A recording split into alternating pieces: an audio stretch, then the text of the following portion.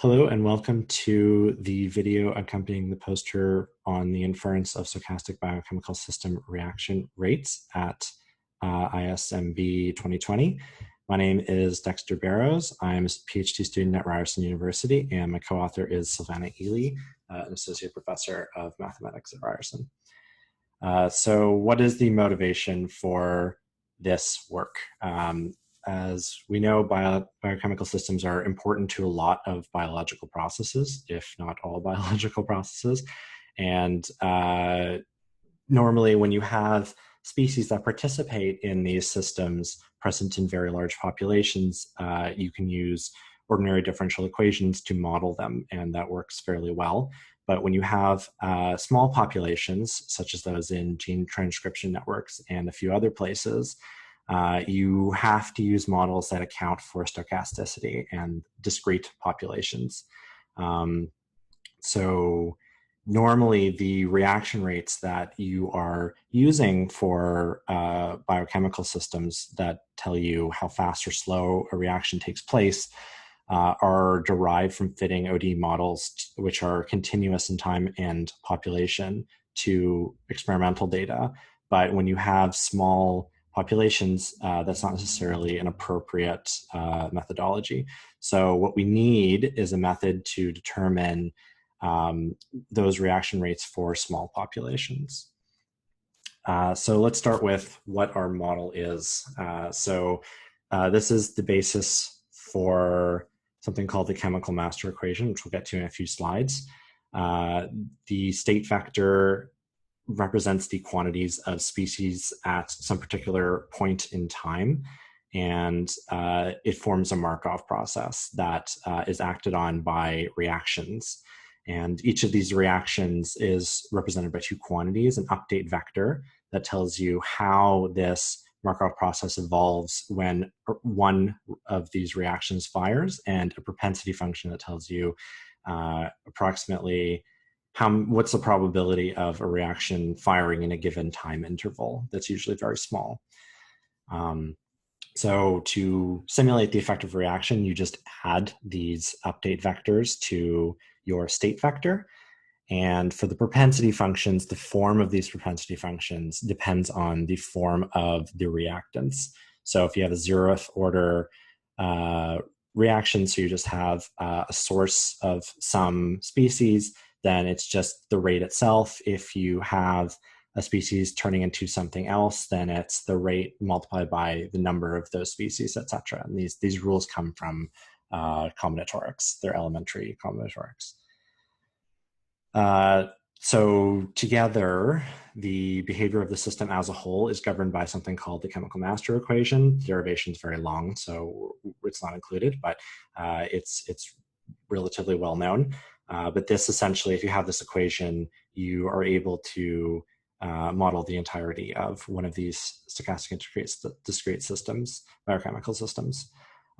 It's important to note that you cannot analytically solve this equation, and you cannot generate numerical solutions to it directly like you would with, say, a PDE or something like that.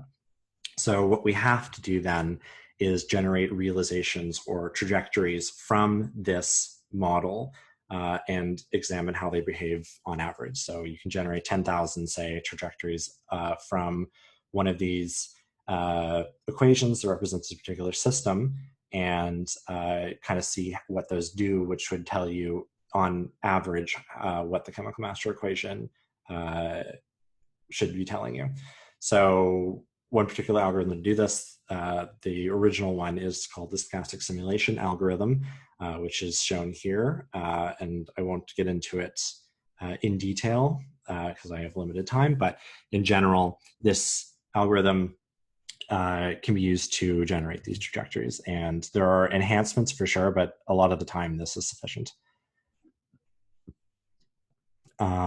So how then do we actually, if we have some experimental data, fit one of these CME models to some sort of data? So a old technique that's recently received some revitalization is particle filtering. And the idea with particle filtering is that you simulate many possible realizations of the system with different parameter sets and kind of track how well they do, how well the states that those generate match the actual data. And you set up this process by which particles that have parameter sets that fit the data well will have high weights, and you resample according to those weights. And the idea is that by the end of your data, as you've been passing through it, you should have a good cohort of parameter estimates. So this is just an illustration of that process. You can see the particles coming in, getting weighted depending on how well the states that they generate match data, and then they're resampled, and ones that perform well are resampled more often, etc. So a enhancement to this is iterated filtering, where the filter will take multiple passes through the data.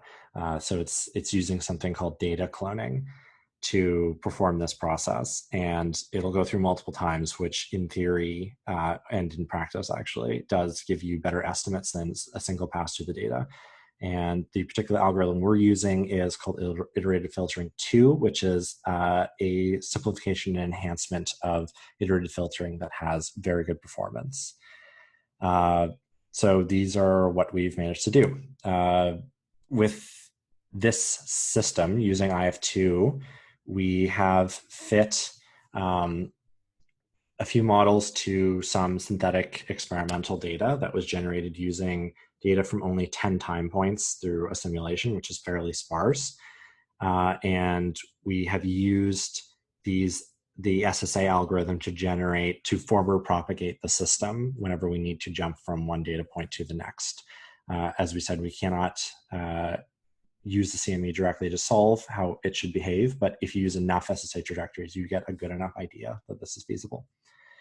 So the first model we have is a dimerization decay, where you have two species forming, binding into something and then unbinding at different rates. You can see that the true parameter numbers are shown there with the red bars, and the histogram shows the estimates of the particle filter, and the dashed line shows the mean of those estimates. So you can see very good agreement in regards to both parameters. This next model is a predator-prey model, which is well studied in biological math in general. But if you're not familiar, it just has one species that's being produced at some constant rate. It's being consumed by another, which then in turn dies off at some constant rate. So there are three parameters, as you can see, K1, K2, K3, and the fitting showed good agreement between the true estimate and the inferred one in all cases, which is encouraging. This next model is the Michaelis-Menten enzyme kinetics, very old model that is used very frequently. So here you can see that we get good agreement with 2 out of the 3 parameters. The third one actually gives you an estimate that is pretty good, although the distribution isn't as pretty, but the actual estimate itself is reasonable and in fact still helpful. So that's good to know. So what are we going to be doing in the future? So this is just kind of a first stab to probe whether or not this approach was feasible at all. So it's with small systems that kind of have well-known behaviors, and we've shown that this is at least somewhat feasible to that. What we want to explore next is the feasibility of using this approach with medium and large networks, and particularly with stiff networks, which which are very biologically important and pop up very frequently. We'd like to acknowledge the support of the federal government via NSERC and the government of Ontario, as well as Ryerson University, who have all directly funded this work. Thank you for attending. Here I have also the references, and that's all. Thank you for coming.